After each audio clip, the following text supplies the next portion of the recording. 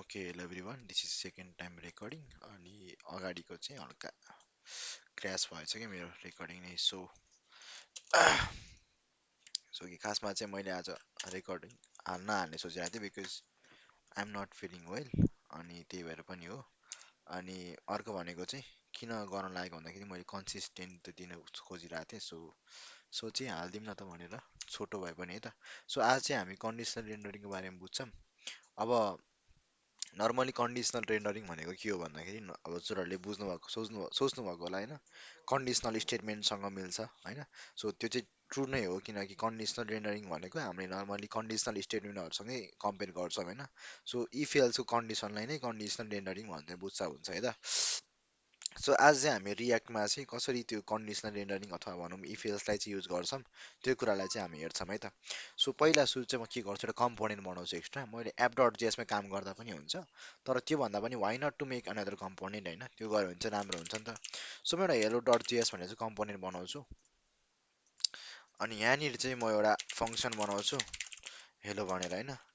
so त्यसपछि sorry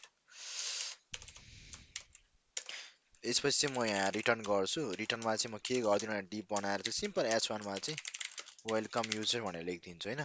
अब यसलाई एक्सपोर्ट त गर्नु पऱ्यो मैले उता इम्पोर्ट गर्नु बेलामा त एक्सपोर्ट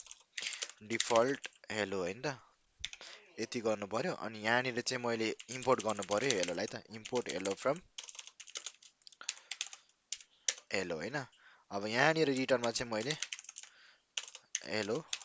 यसो लेखेँ भने चाहिँ ओके वेलकम युजर चाहिँ मेरो प्रिन्ट भइरहेको छ है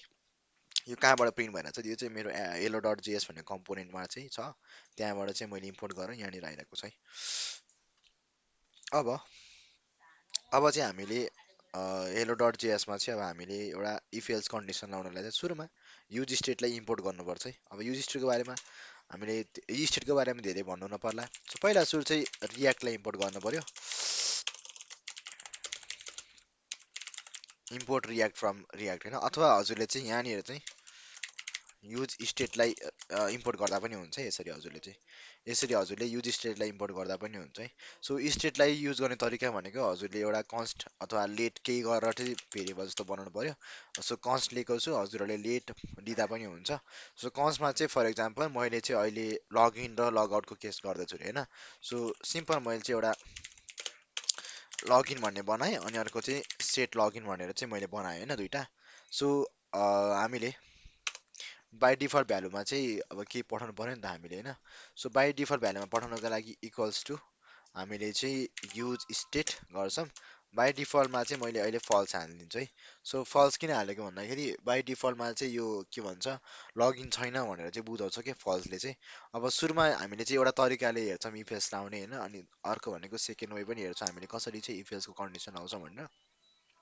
सुरुमा एउटा तरिका भनेको चाहिँ मैले यो रिटर्न भन्नेलाई चाहिँ मैले काटिदिन्छु है यहाँनिर मैले इफ लाउँछु होइन इफमा चाहिँ मैले के गर्छु भन्दाखेरि इफ लगइन भनेर हाल्छु है यदि लगइन छ भने चाहिँ के गर्नु पऱ्यो भन्दाखेरि रिटर्नमा चाहिँ वेलकम युजर भन्नु पऱ्यो है यदि लगइन हो भने चाहिँ वेलकम युजर हुनु पऱ्यो त्यसपछि मैले एल्स लाउँछु एल्समा पनि म सेम कुरा लाउँछु यहाँ चाहिँ लगआउट युजर भनेर हानिदिन्छु अरे होइन सपोज होइन यो लेख्छु अरे होइन अब हेरौँ त एकचोटि अहिले मैले रिलोड गरेँ यसले मलाई लगआउट युजर फ्याँकिरहेको छ कि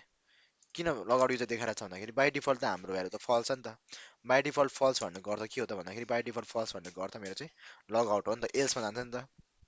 यदि लगइन भयो भने पो वेलकम युजर हुन्छ त अब यदि मैले भ्यालुलाई मैले ट्रु गरेँ भने चाहिँ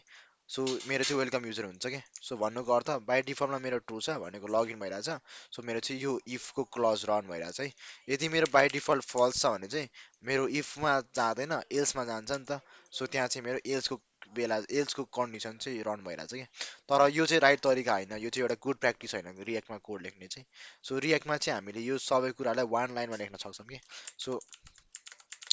अघिकै स्टेजमा जान्छौँ हामी सो अघि हामीले यो राखेको थियौँ होइन सो वान लाइनमा कोड कसरी लेख्ने त भन्दाखेरि सो यहाँ चाहिँ हामीले यो रिटर्नमा चाहिँ एकै लाइनको होइन एउटै लाइनमा चाहिँ हामीले लेख्न मिल्छ लास्ट जस्तै कि मैले लास्ट टाइम हिजोको भिडियोमा नि अलिकति गरेर देखाएको थिएँ है सो पहिला सुरु कर्ली ब्रेसेस लिने सो पहिला कन्डिसन के हो त मेरो पहिला कन्डिसन चाहिँ लगइन यदि लगइन ट्रु हो भने चाहिँ वाट हान्छु होइन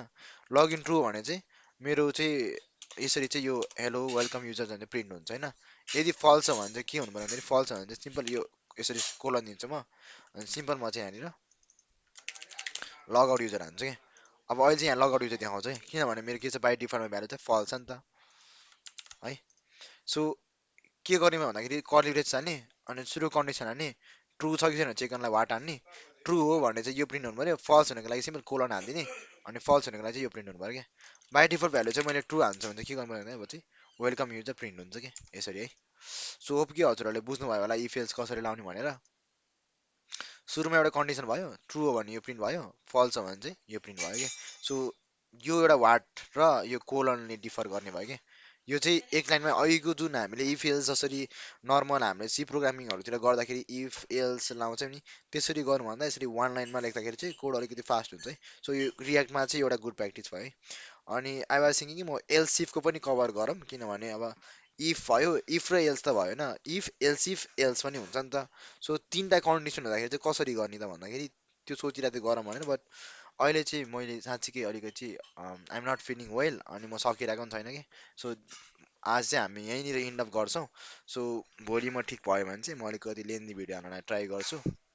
होप यु अन्डरस्ट्यान्ड इट अलिकति प्र्याक्टिसहरू चाहिँ आफैले पनि गर्नु होला so stay tune by by है त